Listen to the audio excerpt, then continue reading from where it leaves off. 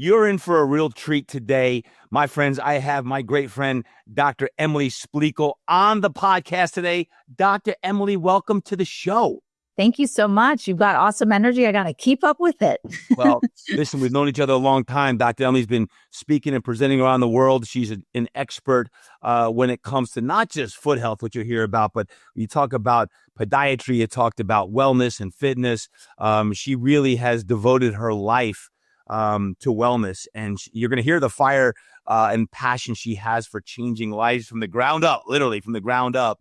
And so that I give her proper due, I'm going to read her bio and give you a little taste of the background that she has. We're going to dive in deep on both the health set side of things with your health, your fitness, your wellness, what you can do to continually improve that with some things that you haven't even thought about, as well as business. Y'all know I always love talking some business as well. And Dr. Emily and her Naboso company is doing amazing things. And you're going to want to hear about some of those things as well. But Dr. Emily Splichal, a.k.a. the Movement Longevity Doctor, she's a functional podiatrist, human movement specialist, author of Barefoot Strong. And she's got a new book coming out, by the way, on April 1, Sensory Sapiens. Don't forget that. And she's the CEO and founder of Naboso. With over 23 years in the health and fitness industry, Dr. Splichal has positioned herself as a global leader on the topics of postural alignment and human movement as it relates to barefoot science, foot to core integration, and sensory integration. My friends, welcome in Dr. Emily Splichal to the show. Man, Emily, I'm fired up today. I absolutely love it. And I'm so ready to talk about some feet. Yeah, I know the feet. Tell me why you're so passionate about the feet. I mean, the feet are our body's foundation. The feet are the only contact point between the body and the ground. So they are hugely influential on human movement, performance, longevity, but they're really underappreciated. And oftentimes people forget about them because then they're in their shoes.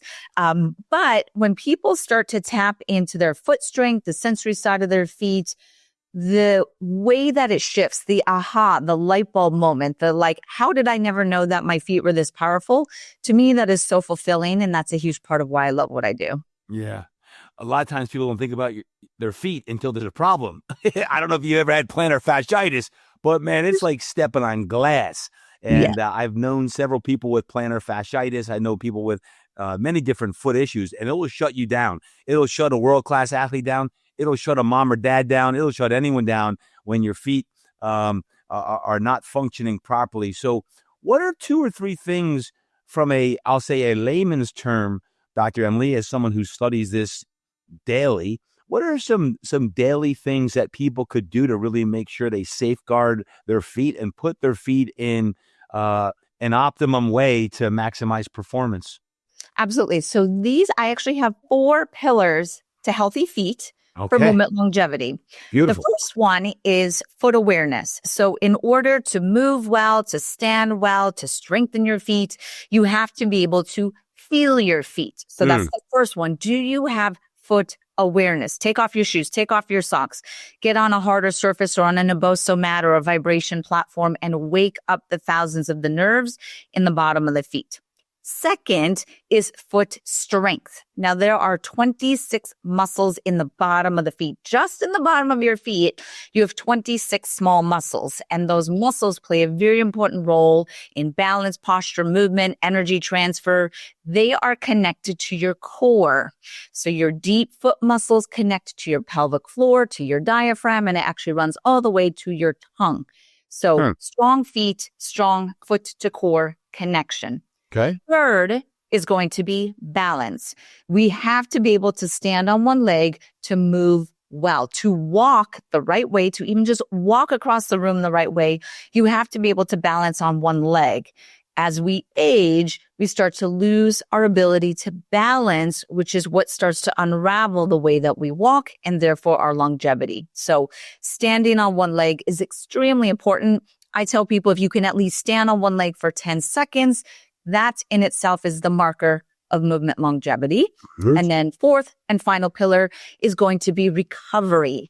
This is releasing the feet, massaging the feet, doing some sort of recovery method to your feet every day, and especially one that focuses on circulation. We have to understand and appreciate circulation to our feet. So our 4 pillars again: foot awareness, foot strength that is integrated, balance or single leg stability, and foot recovery, including circulation. Yeah. Thank you. I want to break it down a little bit further. I want to talk science here. I like this. I got the expert on the line. We might as well take advantage of this opportunity to talk some more feet. Foot awareness. How do you get better foot awareness? Like I think feet, okay, I think balance, but foot awareness. Usually we're not aware of it until there's a problem. So yes. Foot awareness, expand on that, please. Yes. We need to get out of our shoes and socks. That's the first step, right? Third is I actually teach people how to tune into their feet. I actually take them through a mindfulness practice where they stand with their feet shoulder width apart, shut their eyes, and they focus down towards their feet wherever they feel pressure under their feet. And if we do this exercise where you're just feeling, okay, do I have more pressure on the back of my feet? Do I feel like I have more pressure on the front of the feet, the inside of the feet, the outside of the feet? By going through this simple 1-minute mind-foot connection practice, you are waking up your mind-body connection, your awareness to your feet. So it's a forced tuning into your feet. When you say take your shoes off and go barefoot, is this something that you do consciously just in the morning and evenings? Do you do it throughout the day? As far as, sensory awareness, how often do you do it? Is it something that people should do throughout the day? Or, hey, when you're home, take your shoes off and do that? What's your thought on that? Yep. So I tell people to start by doing it every morning, every evening, and then before they work out. So before you lift, before you do Pilates, yoga, whatever method that you're doing for your workout, the reason is even if you're just doing a traditional lower body exercise, or even I would argue if you're doing an upper body exercise, how you stand, your foot placement, your foot activation is going to influence obviously your core stability, which influences your bicep strength, right? Your lat strength, your hip strength. So it's all very much incorporated. Now, the morning and the evening is really so that you're starting your day properly, connected to your body, connected to your foundation, and then you're ending your day with this, again, mindfulness practice. I recommend doing something like a neural ball release because the texture forces the nerves awake. You could stand on an acupressure mat, and I've actually been playing with nail boards now. And boards? Wow. I was sent a nail board and I do it every night for 3 minutes, and it forces the mind-body connection that a lot of us are just so busy that we lose that. You hear about rooting, and you go out into the earth, right? You go out in the grass or the sand and you root in the earth. Are you a believer in that, or is that too esoteric, or do you believe in that? I believe in it as well, and primarily because I've learned from one of the greatest researchers in this area. His name is Dr. Sinatra, ironically Frank Sinatra.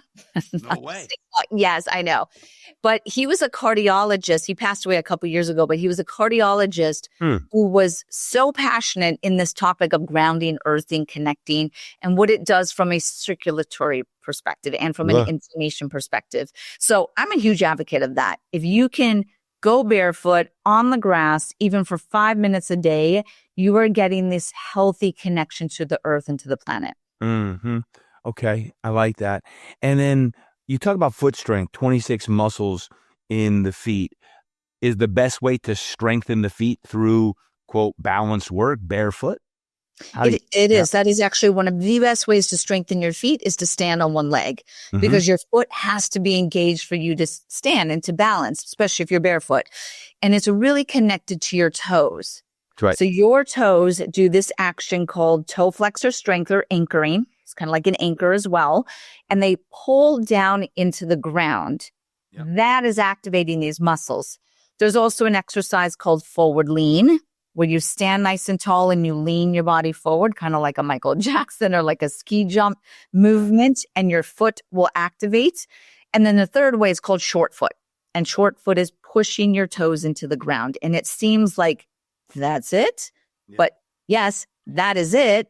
But you are coordinating it with your diaphragm, so with your breath, and you're coordinating it with your deep core. Yeah.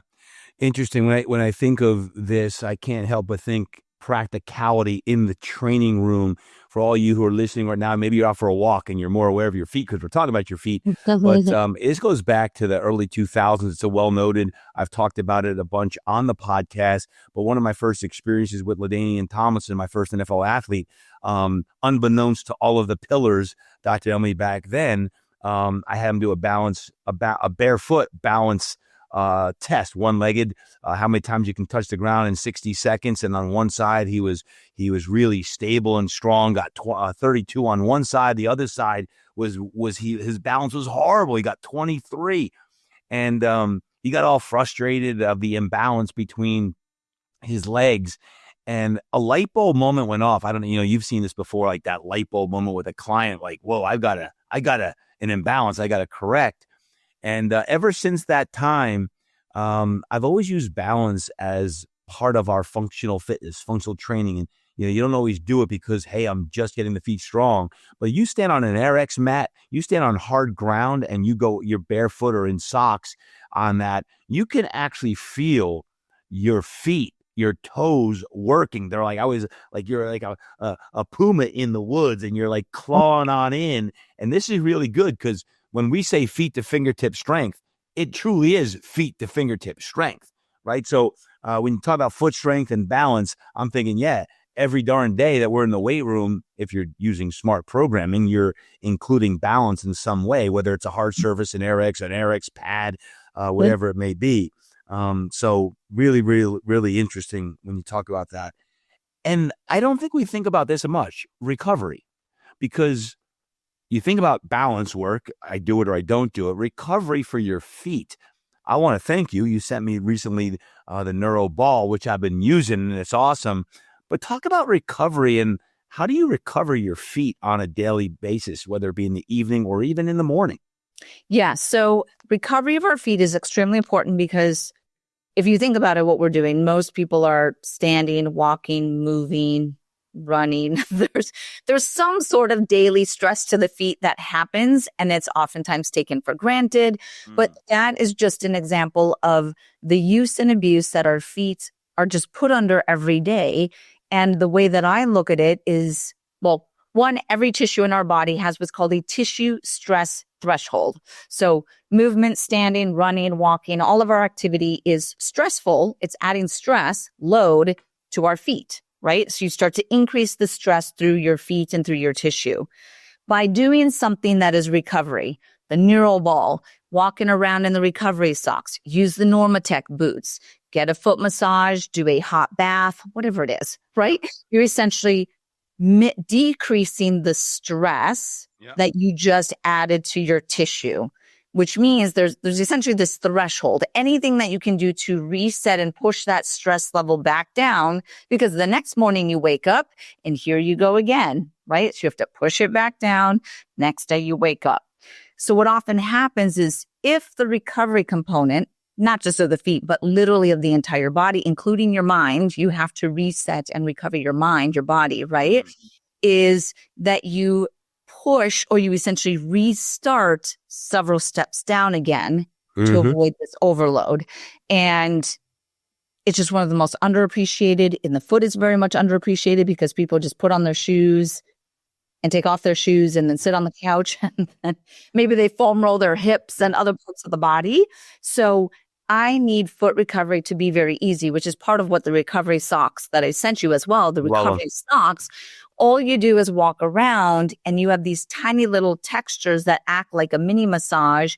So I don't have to change anything in your behavior. You're going to do what you're going to do anyway to start to make foot recovery easy. I was walking around the house the other day with him, and Melanie, my wife, said, "What are you wearing?" Because they're not like my normal little black socks. And I'm like, "I'm wearing recovery socks." Like, what are they? So I showed her the bottom, right? And little, what would you call them? Not little textures, pyramids. Textures, like textures. And they feel really good. I'm like, I'm wearing them all night. I even wear them in the morning now sometimes. But either way, you don't think about your feet sometimes until they're a problem again. And I love the recovery socks because it makes sense. Just yesterday, I was in the weight room with our NFL quarterbacks, and we were doing balance work. I said, listen, you can't build a monument without a strong foundation. And your foundation is your feet. I had them in bare feet. I had them doing balance work. This was to activate. Before I hit all this strength work and the big muscles and everything else, like you can't build a monument without a strong foundation, and the foundation is the feet. Because if your feet crumble, you crumble. I don't care how strong your legs, your glutes, your back, your chest, your arms are, because if your feet crumble, you're on the sideline and you can't make the club in the tub, right? So that's what we say is, so it was just yesterday. And last thing on that, Emily, and this goes back a ways, I'm going to talk shop for a moment.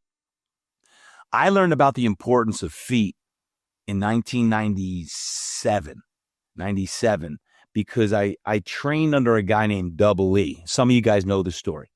I was recovering from a back injury from playing professional football into my career. It was my back. And he said, I'm going to do this Rolfing work with you. It's done in 10 sessions. So session 2 is on feet and shoulders. I'm like, what do my feet have to do with my back? He said, session 2 of the 10, we are only on the feet and the shoulders. I'm like, we're going to spend most of the session on your feet. He's like, absolutely. Your feet are everything. Matter of fact, he starts explaining, you have a 1/2-inch band of plantar aponeurosis on the bottom of your feet, from your calcaneus, your heel, all the way to your metatarsals. You're a band of fascia. As a matter of fact, you're one big fascial sheath from feet to fingertips, left, right, front, and back. You're a big fascial sheath. We're enveloped. The fascia is enveloped around everything of your muscle, tendon, organ, everything of your body. You're a fascial sheath. And if your feet, a 1/2-inch band of plantar aponeurosis, fascia, on the bottom of your feet aren't healthy, your body, your knees, your back, your hips, your elbow, your shoulder will break. I'm like, we spent 3/4 of the session on the feet and stripping the fascia of the feet. And I wanted to get up and punch the guy in the face. It hurts so bad. I'm like, my feet are jacked up. But as a body worker, and I spent a lot of years, over a decade, doing body work, massage therapy, fascia, all the fascial stripping, all the Rolfing, Feldenkrais, all of this work. I'm like, man, that's why like the feet are really important. That's why I want to hop on, Emily, with you today and say, like, we got the resident expert. I learned back then how important it is. I still haven't forgot it. And what you're doing in this world is truly inspiring. So thank you for really continuing Of course. Your passion and your purpose of, you talk so much about the feet and how it integrates with your entire body. It's not just your feet, it's everything. Right? Yeah. You're like, oh gosh, we're talking just feet. It's everything in your body, right? Yeah. Yeah. No, and what I'm now seeing a decade after doing this is that there are more and more pro athletes who are actually embracing it. You see more and more athletes using toe spacers, and they talk about their feet, and they talk about how their foot and their foot recovery routine is really critical towards them. And I think that is so exciting to see that. Why are those splays? You call them splays, right? Why are they so important? I don't really understand that part. Yeah. So the toe spacers, this is a version of one that I have. So the toe spacers, right? There's different ones on the market. These are the Naboso splay. What they do is they spread and open up our toes to lengthen the digits to their natural position, long, straight, and flat. And then all of the muscles here. So you mentioned the plantar aponeurosis, which comes this way. It inserts into the base of your toes. So by stretching your toes, you essentially are getting into that fascial spider web. Yeah. You are supporting the circulation. And then I like people to use the toe spacers when they work out as well. Really? Because it just supports the natural alignment of the digits. A lot of people's toes do this, and they contract and they shorten, and then they have bunions. And they have all these toe malalignments, which I often say the power of the foot is in the strength of your toes. That is what I go after. I don't focus as much on the arch, like arch, high arch, strong arches. It's a lot of, I go after the digits or the toes, because that's what activates these fascial lines. Completely different question topic here, but I got to ask you, shoes. I'm intrigued to ask you, the expert, this question, because nowadays you got all these different shoes that have amazing cushion, right?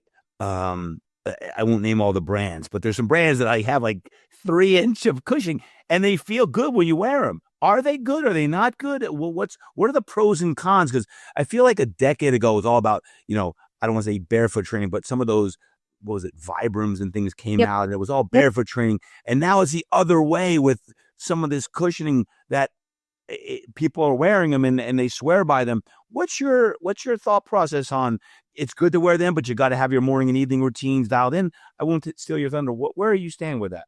Yeah. So there's definitely something to the super shoe as based on research, and they have the, I'll drop a name, but like the Nike Vaporfly that shows increased running efficiency by 4%.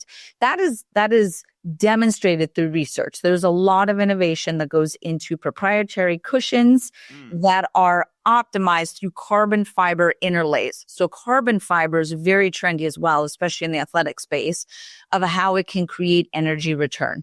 All of that is valid.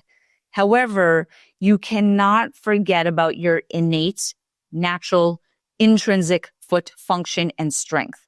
So what I tell people is if you're going to do the super shoe or the maximal shoe and the cushion and the Hokas and the rockers, fine, but you still have to be able to control your foot strength and your foot support and your fascial and your sensory and all of that outside of the shoes.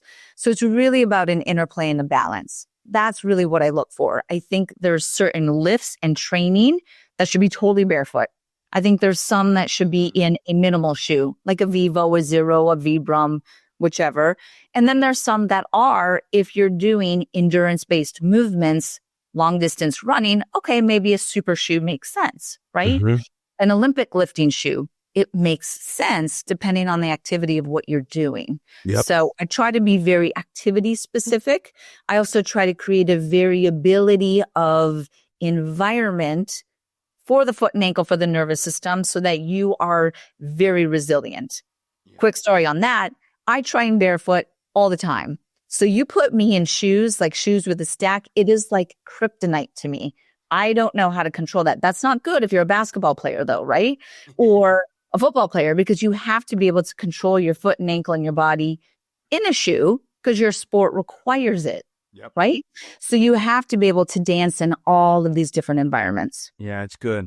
So you believe in the activation part in the morning, recovery in the evening, in between depends. You see a lot of the Hoka type shoes out there. Mm-hmm. You're not against them or for them per se. It's really about activation in the morning, recovering in the evening, so your feet get optimal health with that.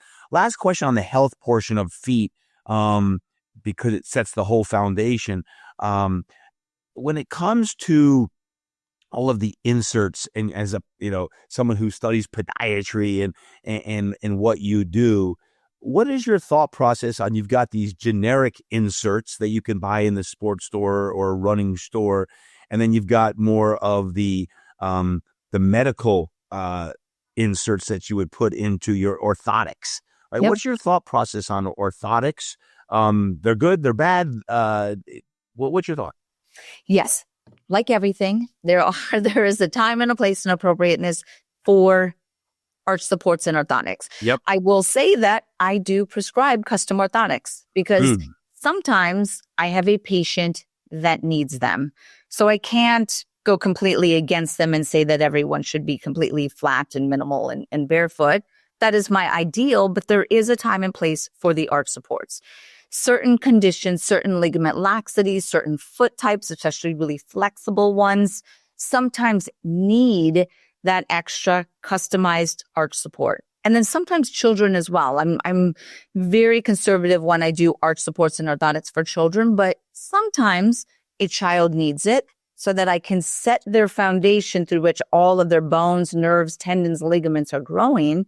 And I have to understand that, right? Yeah. So I would just say just time and place. And listen, she has a ton of information on her website. You got to check it out. Guys, I'm telling you, go to Dr. Emily's website. Check it out, naboso.com. I'll put it in the show notes, naboso.com. Also, check out our Instagram, the Functional Foot Doctor. Is that correct, Dr. Emily? Functional Foot Doc. Yeah, the Functional Foot Doc. And then my podiatry website is the exact same, thefunctionalfootdoc.com.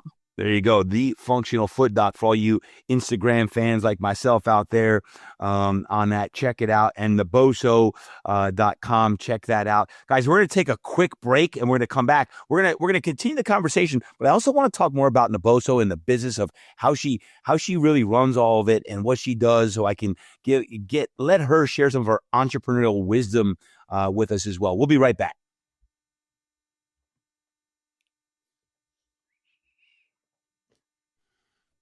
All right, we are back. Dr. Emily, this is so good. Thank you. So good. Thank you Good. so much. I hope y'all have thought about and more aware now as you're out for a workout. Like, I never thought about my feet until right now, because you're talking about feet, because you don't think about the feet normally until something's wrong or you need a new pair of shoes. You're like, what shoes should I get? So, Dr. Emily, thank you for your wisdom imparted already. Again, I want to encourage y'all to check out our website. Go to the Functional Foot Doc. Guys, I'm telling you, she got some great products. I'm using them right now as we speak. They're incredible. Try them out. That's all I'm going to say is go to our website, check it out, get a few of them. Great gifts and great for yourself too. But I do want to talk about Naboso because, Dr. Emily, I've known you for a long time. We presented together on the tour. You're doing amazing things, but you're the founder of Naboso. Can you just explain what is Naboso? Yeah, absolutely. And thank you so much for allowing me on to share a little bit about kind of my journey with Naboso. But Naboso is a sensory technology company, and we develop products. This is our Neural Ball that features a patented texture. So this 2-point discrimination pyramidal texture is on all of our products, and they are designed to stimulate the nerves in the bottom of the feet and the palm of the hand. So all the products, whether it's insoles, socks, mats, release tools, fitness equipment, flooring, it is all really designed with the purpose of increasing foot health, body awareness, and therefore movement, recovery, performance, longevity within that health and wellness space, trying to make foot health a priority for people. And with that ball that you shared, it opens up. And what's the purpose of it opening up? Like, talk. Yep. So if you're just listening in, Dr. Emily is actually holding the Neural Ball in her hand, but it opens up. And what's on the inside of that ball? Can you explain? Yes. So I actually only have half of the ball, which is bad. But on the inside, there's a small black ball on the inside of the Neural Ball. So this splits open. Again, I only have half of it. And you are able to release even deeper into the foot muscles, the hand muscles. You can use it on your elbow, face, things like that. That it does have little textures on. It's a little bit hard to feel it. So on the dome, so you would actually stand on this dome, you would be able to get the foot release, the stimulation, and then the texture at the same time. Yeah. Yep. Yeah. No, I love it. I love it. In Naboso, how many different products are there? So we have over 40 SKUs. And then this year, 2025, we are launching another 5 or 6 products. So every other year we go. Yeah. So innovation, product development is at the core or at the heart of Naboso. It's extremely important for me and the future longevity of Naboso to demonstrate the continued utility or the power of the texture. So what are other products that we could put it on to push health, wellness, longevity, medical, etc.? We're also dipping our toe, pun totally intended, in other sensory stimulation. We have our kinesis board, which wobbles. So it's a wobble board, which is technically proprioception with the texture. So we consider that dual sensory. We have our sensory sticks, which are weighted. Weight is proprioception. And our texture, so that's dual sensory. And then we have a couple other ones that we're playing with, which I can't share yet because I have to get patents filed on it. But we are pushing into the whole category of neurosensory stimulation and what it does to health, wellness, and longevity. So what is your role within Naboso? So I am the CEO. I'm the founder. And then under it, we just brought on a huge investor, which allowed us to expand our team. So we brought on a head of operations, which allows me to push into the product development, into the marketing, into being the face of the company, content. We're really about educating. So I don't consider Naboso as a transactional based company. A lot of, and these are consumer goods, right? Where it could be, okay, buy the product.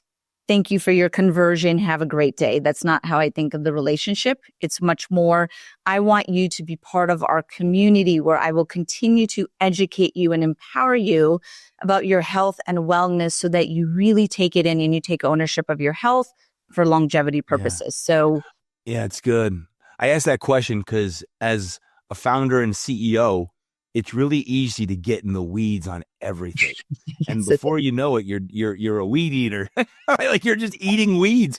I share this with my mastermind all the time, is how do you get above the weeds and focus on, keeping the main thing, because it's hard to do. Not that you never not have to do it, but like how you hire great people. I'm in the middle right now of scaling a lot of our different, quote, I'll call them divisions. And how do you get in the wheelhouse of doing what you love to do and what you're great at? Dr. Emily, I've seen you present. You're an incredible educator, and you're obviously passionate about what you do. On that, I'm just intrigued on, even in your role in the Naboso, how you continue like this podcast. You're sharing some just great information and wisdom with us that can help us all. I was curious about that. Do you have, I don't know, 2, 3, 4, 5, like entrepreneurial principles or lessons that you really try to hold true to? Because with a growing company like Naboso, and you're trying to get on the map, and you obviously have all of the pedigree to do so. What are some of the things you stand by so your company can continue to grow?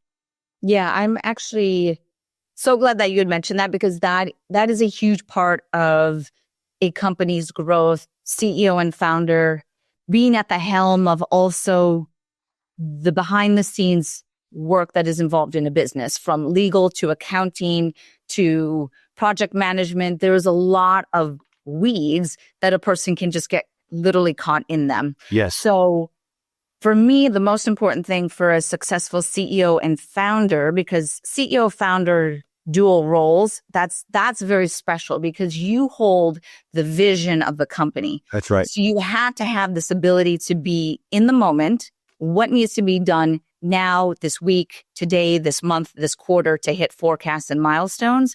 But you still have to keep this pulse on the future and the vision and the trajectory of where you want that company to go. That's right. It's a very difficult skill to have, to me, quite anxiety inducing, because you have to be present but future continuously. To me, it's about team, which you mentioned, hiring the right people, hire the people that are good at the other side of running a business, which is the operations. And we have one of the best operational head of ops that I am so grateful for him as being part of Naboso, because he absolutely loves organization of spreadsheets and data and analytics and forecasting. Not what we love. All of that. Right? I love the creative side and the product development, right? So it's about finding your dual. Where did you find that person? So I actually found him, and he was a consultant for Naboso for years. And then we brought him in-house, but I met him at a fitness industry, and he was essentially doing this role for another company. And I just saw he's a unicorn. He's an anomaly. Unicorns are rare. When you find a unicorn, you hold on to the unicorn very much so. That's great. The other thing that I would say, to me, that's part of entrepreneurial success is you have to be extremely protective over your time and time management, how you're going to run your day, your mindset, how you start your day. I am absolutely sure that you speak about this, is what you do, the first 30 minutes of you waking up, how do you set your day and how do you control your day? I'm very protective over my day and my calendar and how it flows. And I'm sorry that I can't take every opportunity, but I literally have to be very protective over my time. Sure.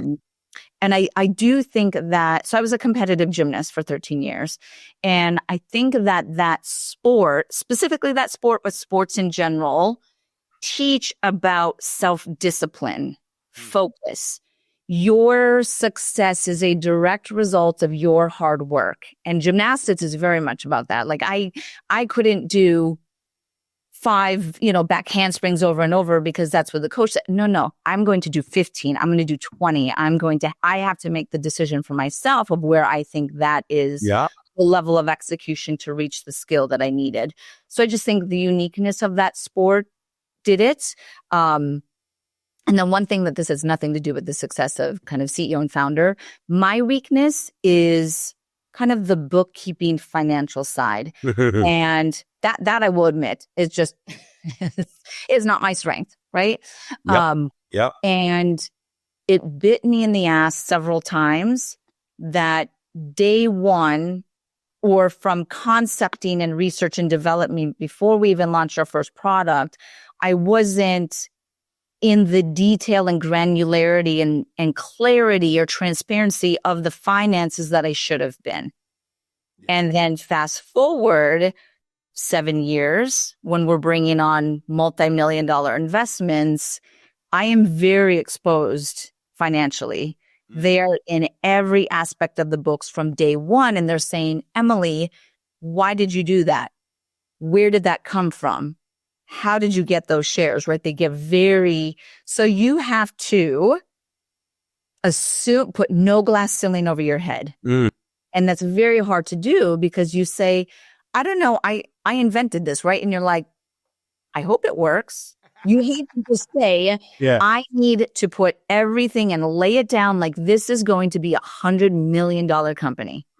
Because if you don't, and it's messy in the beginning, and someone comes in, you could lose potentially a lot of money that you deserve. But because that wasn't laid out in a very clear legal financial way, no one's going to just assume something. They're not going to voluntarily give you more shares or millions of dollars, right? So when you say you're not good at the bookkeeping financial, did you bring on a CFO, or is your COO working with a bookkeeper on that? Yep. So we have a whole financial team now. So we have a CFO, a controller, a bookkeeper, an accountant. Wow. And they oversee all of that. Yep. Because again, my skill and where my head is at is, what are the new products? More the patents. Like I'm concerned on, the legal IP side of things, the creatives, the marketing. I can't get lost in taxes. As an example, right? Amen. Like sales. Amen. Sales. So bringing on, and I have many friends who are starting small businesses, and I say, just get a bookkeeper. You don't need, someone, you don't need a controller and a CFO. Sure, could you do QuickBooks yourself? But I just think for a couple $100, someone comes in, they look at all of your books, and they keep it I's dotted, T's crossed. I also do think that my background in medicine, which is very over communicative, and part of my team, I'm not a micromanager. Maybe at one point I was, because all founders at some point micromanage because Absolutely. It's a trust thing and it's your passion, it's your baby. But medicine taught me to over communicate, meaning if I'm going to do surgery, I have to say left leg, right, left leg, left leg, left leg, left leg, left leg, right? So there's this check, check, check, check. And I want that same thing with my team, just because that's how important it is to me, that my reputation, my brand is behind every single one of the products. And I want all of our customers to feel that and to trust and to say, no, I personally stand behind all of these relationships. And my customer service team needs to know that they are an extremely part of this story and that experience someone has. So what are your top 2 or 3 roles? Like, this is the best way that Emily can be used within the company. And if you're in this 89% of the time, we're good. What are those 2 or 3 roles?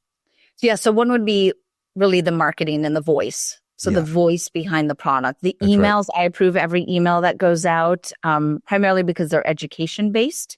And then 2 would be the product development and really making sure that the product innovation and the branding and what it must achieve, because right now we're heavy in R&D, what it must achieve, and even the environmental quality of it. Some people don't care about that, but I'm like, that that's part of my story as well, is I need products that are not going to be harmful to the environment, of course, right?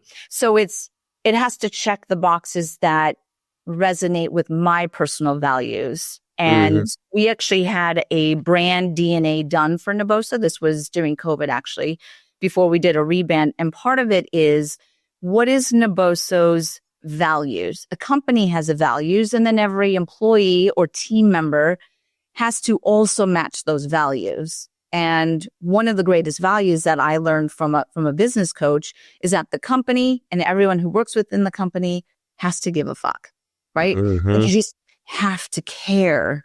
I don't consider them like employees who clock in, clock out. Everyone is a critical part of a team, and we are a circle. We're not a triangle. Yeah. Even though our texture is a triangle, we're not a triangle. I'm not on top.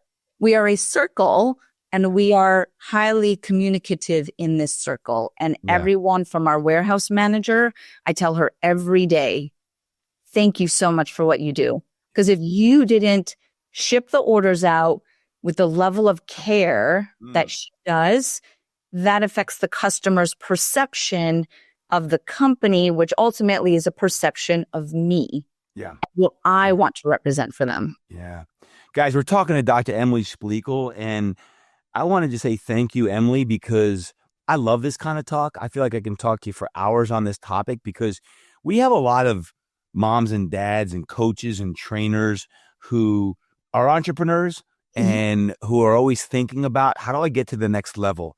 How do I get to that success that I desire, that I feel like is inside of me? I've been preaching recently about, what got you here won't get you there.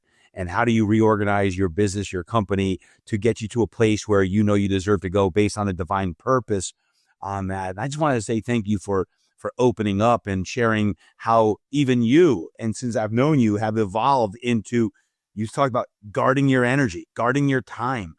It's hard to give up things that we love to do, but maybe it's not the best use of our time. Like, when you're the founder and CEO, you can do a lot of things, but what's that divine thing that you can do better than anyone else in the world? What is that?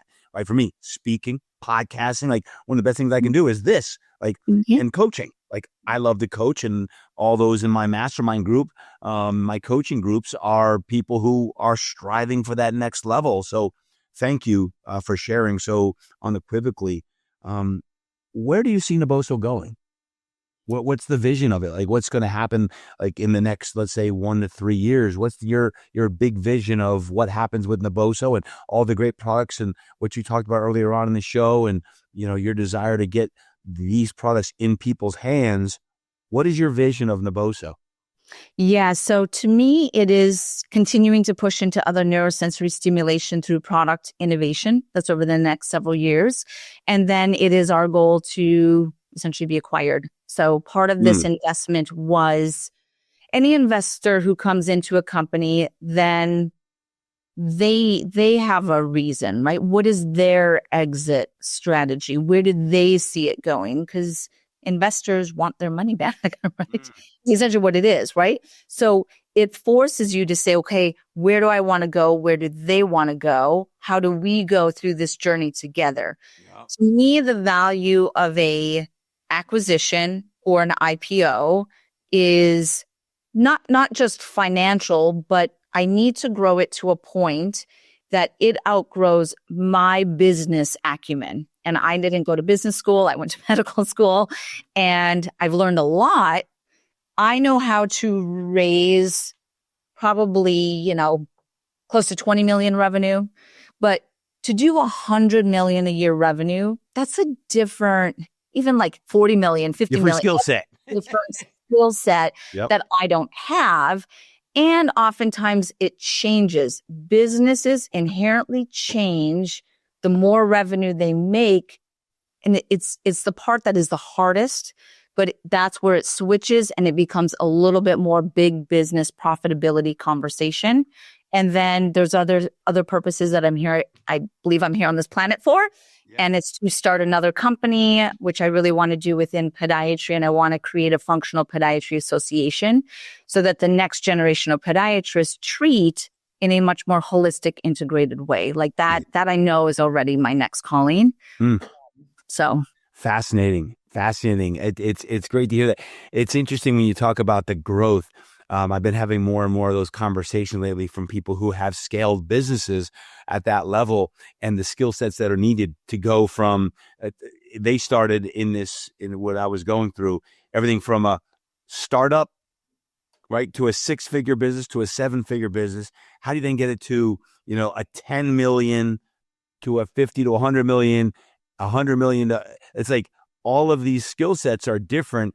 And it was fascinating to look at some of the skill sets that are needed for the people, because you can often take a team that you have right now and go up 1 to 2 levels, but you probably can't take the exact same people that have gotten you here to get you there. They can stay on the team, but it might require a new guy or gal to come in that's actually taken your company to a whatever level, 10 million, 100 million, or name the number. But you gotta find people and be around people. And I talk about circle of influence and having the right conversations. But to get to where you want to go, it sometimes requires people like you just shared coming into your life, into your business, that can help you scale it. So very fascinating. Thank you for sharing that, Emily. Of course. Emily, just so everyone has that, can you go through all of the handles if someone wanted to check out you and follow you on Instagram and also on your website? If you can share all that contact information, guys, I want to encourage you to follow Dr. Emily Splichal and all that she's doing out into the world. What are those different handles again? Yes, absolutely. So Naboso for the products, the website, that is naboso.com, naboso.com. The Instagram is naboso_technology. Find all that great information there for my podiatry practice. It is thefunctionalfootdoc.com. And then my Instagram is that exact same handle. So thefunctionalfootdoc. And then I have lots of videos on YouTube. So you could even just search Dr. Emily Podiatrist or foot or barefoot.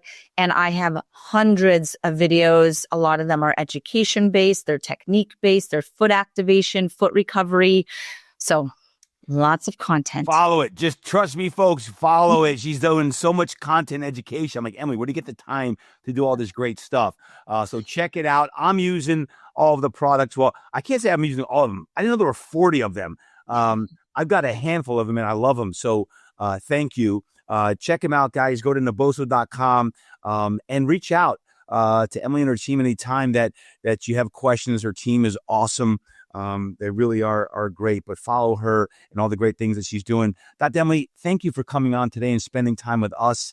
Truly a pleasure to see you again and chop it up with all the great things that you're doing with Naboso, your family, and life. It's really, really awesome and inspiring. Thank you. This was such a great addition to my day. So thank you for allowing me to share with you.